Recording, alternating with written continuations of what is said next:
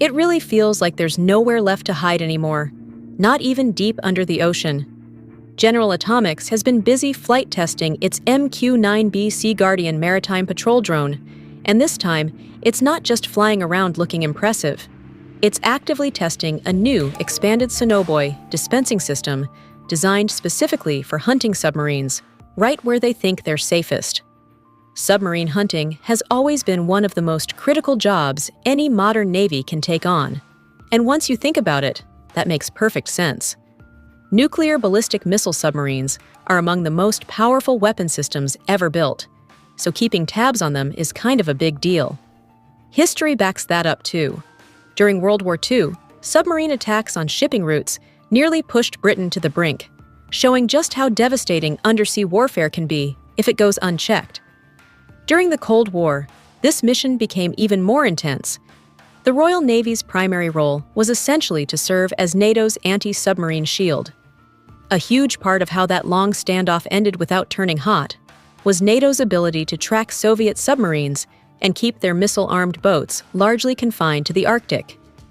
That invisible chess match under the waves mattered more than most people ever realized. Fast forward to today, and anti-submarine warfare is just as serious, if not more so. Major military powers are constantly refining how they detect, track, and, if necessary, intercept hostile submarines. One of the most effective tools in this game is still aircraft, which can patrol enormous stretches of ocean and drop specialized sensors to listen for anything suspicious below the surface. Those sensors come in the form of sonobuoys, which are basically disposable, high-tech listening devices packed into long metal canisters. When they're dropped from an aircraft or helicopter, they deploy mid-air, slow their descent, and then settle into the water. Once there, they get to work. Some measure water temperature, others quietly listen for submarine noise. Some actively send out sonar pings, and others act as relays, linking together into temporary networks that can monitor huge areas of the ocean at once. The real challenge isn't the technology itself, but keeping enough aircraft in the air for long enough to matter. Helicopters are limited by range and endurance, and even powerful crewed aircraft like the P-8A Poseidon can usually only stay on station for around 4 hours.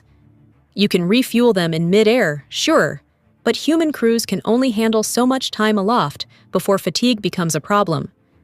That's exactly where heavy, long-endurance drones like the MQ-9B SeaGuardian come in.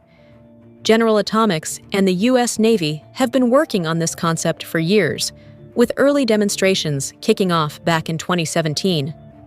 Each new test since then has pushed the idea further, and the most recent trials show just how mature the system is becoming. The big breakthrough here is the new expanded sonobuoy dispensing system pods. These allow the SeaGuardian to deploy advanced multi-static active coherent sonobuoys for the first time, which is a major step up in submarine detection capability. On top of that, the new pods effectively double the drone's payload capacity, letting it carry more sensors and stay useful for longer missions.